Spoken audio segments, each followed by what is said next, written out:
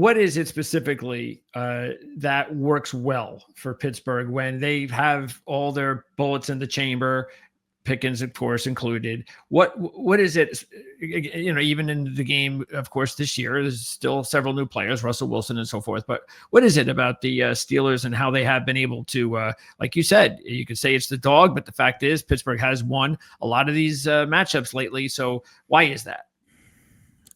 Yeah, I think it's their never say die attitude. I think that's required in these games like this that can be back and forth and often go down to the wire. Again, Pittsburgh has dominated from the win standpoint, the final result standpoint, but these games are always close, including the previous matchup in week 11, 18-16, comes down to 2-point conversion. It's like the second time in the last maybe 3 or 4 years where the game's been decided by a 2-point conversion. Baltimore had one a couple years ago and they failed, and Pittsburgh won the game. I think they've had good answers for Lamar Jackson. The numbers would suggest Jackson has struggled against Pittsburgh more than any other team. I think on tape, Jackson has played a bit better. Sometimes his receivers haven't always been there for him, but I think Pittsburgh has a good game plan in terms of their rush lane integrity, in terms of rushing 5 and containing Lamar, not letting his legs take over. And I think Pittsburgh did a nice job against Derrick Henry too. And they're a ball hawking team. They're an attacking team. They take the ball away. And anytime you're playing a close game against a good opponent and you can steal a possession with a turnover, that can make all the difference. Think back to that week 11 game, Pittsburgh, end of the first half.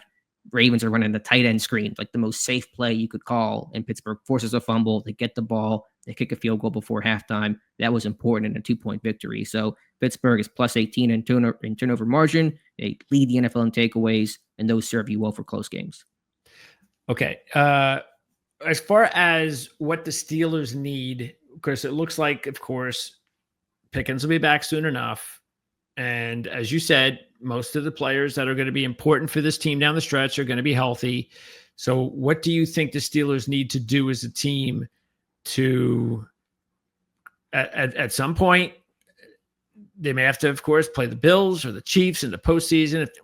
They're going to. They're going to have to get through one or both of those teams in order to get to the Super Bowl, if that's where, of course, they're going to end up to win a championship. How do you think they can do that with this team? Do they have enough this year to do that?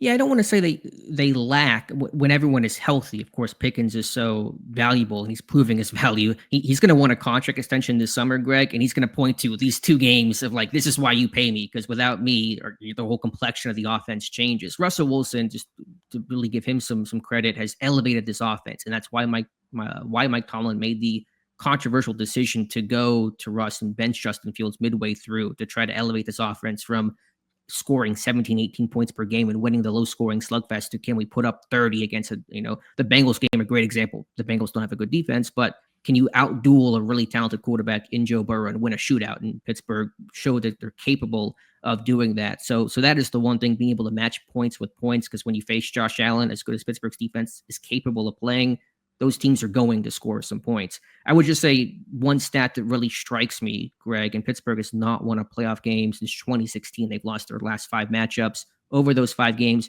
they've been outscored 66-0 in the first quarter. They've gotten off to horrific starts in their playoff games. And so just talking about any one particular game, Pittsburgh must get off to faster starts. Really has not been their MO this season. They've continued to struggle. But if you want to go in there and beat Josh Allen, you can't be down 14-0. And that's basically what happened last year. And so you got to get off to a faster start. How do the fans, because it's got to be, I'm not going to say hard, that's for sure, but it's got to be interesting to have all of this winning going on during the Tomlin era. You can get spoiled, no question about that. Even though it's not like there's 3 or 4 Super Bowl trophies since Tomlin's been here. It's not the case. Mm-hmm. But that's probably the reason why you get criticism, because you kind of, at some point, we got to do more than just, be a 500 or better team every season. So this particular year, how are the fans taking to this team? Do they seem to be a little bit more excited, a little bit more hopeful, or, well, because like you said, after the way that they've looked into playoffs lately, this is nice, but let's just wait until we get to the playoffs. It's a bit of both. There is more optimism because of what Wilson has brought, and for an offense that's finally, I don't know where they rank post week 15. They probably dropped a couple slots, but they were the top 10 scoring offense going into this Eagles game. And Pittsburgh has not been there since 2018, I think. And so there was optimism that, okay, we've solved our biggest problem of the defense is good. We have an elite kicker in Chris Boswell having a historically good season. Just needed the offense to pull its own weight, not be an anchor weighing this team down. And they've shown signs of that. And so that was producing optimism. But to your point, as great as Pittsburgh's season has been, how it surprised so many pundits, the main thing is the main thing. And the main thing is winning a playoff game and not being because none of this matters. They can even if they beat the Ravens and the Chiefs and the Bengals, if they get one and done in the postseason and wild card weekend, and then it's the same old Steelers. It's the same old result. There has to be tangible progress. That's how Pittsburgh is measuring themselves. And that's not even just for the fan base. It's internal. It's for the front office. That's why they were aggressive in overhauling their quarterback situation, because they wanted to be more than just a wild card team that sneaks in and then gets bounced in the first round by one of the elites. And so that is still the judgment of success, not just the regular season. Pittsburgh is always competitive. They often make the playoffs, but actually advancing and winning a playoff game and feeling like a true contender. Great segue, Tony, because I can't let you leave without the matchup.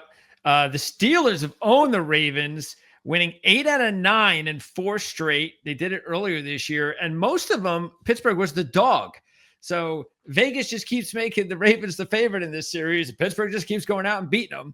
And then what do? They go out and beat them about a month ago, and now they've made the line even bigger for Baltimore, which is just crazy.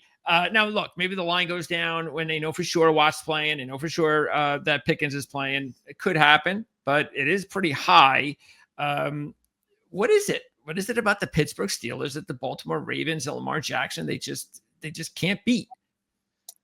There's a story that went around maybe, I don't know, 6 or 7 years ago, could be longer, about Mike Tomlin was overheard in the Steelers locker room at halftime, imploring his team to play hard for 4 quarters.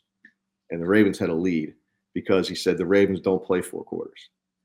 And it's kind of true. The Ravens don't play 4 quarters. They seem to take their foot off the gas pedal.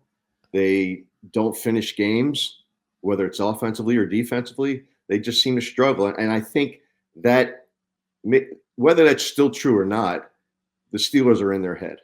I think Mike Tomlin is certainly in John Harbaugh's head. And they might try a little too hard against the Steelers. Maybe they get a little too emotional, knowing the extent of the rivalry, and the results just haven't been there. You mentioned 8 out of the last 9 games the Steelers have won. I would say that a couple of those losses, the Ravens sort of mailed it in because their position in the playoffs was already last year established. Yeah, and it was a few years ago too when RG3 started for the Ravens in place of Lamar. I think it was during the 2019 season. Same kind of thing. So those 2 games, and this will be only the second time that Lamar Jackson has started a game against the Steelers in Baltimore in his career. He's always been hurt, huh? Either hurt or they just didn't play him. They just didn't play him. Okay. That's interesting. How did he do the first time? Yeah, only one. Oh, I think they lost. Okay. Yeah, he hasn't played well against the Steelers. And it's more than just them being in their head and just maybe losing their heads a little bit because they're just over-efforting and not keeping their composure because they're so emotional about the game. I think it's more than that. And I think it has to do with the way the Steelers get after the Ravens' offensive line on the interior level. And they do a nice job with Hayward and a couple other guys that they have. And when they do that, it seems to flush Lamar out of the pocket. And because they're familiar with Lamar, those big plays downfield don't seem to happen. And it's just one of those things where the Steelers match up well against the Ravens' offense. And so far, the Ravens have been able to overcome that. I would say also that last year in Pittsburgh, in 2023, they had like 5 drop passes, 4 of which were touchdowns. Oh, that's not good. No. I don't think that happens again, but those are the kinds of things that seem to happen when the Ravens take over. Yeah, that's probably no coincidence that those drops in the end zone happened against the Steelers. Right. So that's a great point. Are there going to be any significant injuries of players for the Ravens who may not be able to make it this week? No, I don't think so. I think that they look pretty healthy at this point in the season. I think that week 14 bye really helped them because they went 13 weeks in a row. and they were able to rest a little bit last week against the Giants because the game was certainly in their control. But Greg, they're going to play 3 games in a matter of 10 days. That's a lot less for any team. And, they're playing the Steelers, a physical game. We know that's going to be one, right? And then they play Christmas Day on the road in Houston. That's asking a lot for players, and so much for the league being really concerned about player safety, right?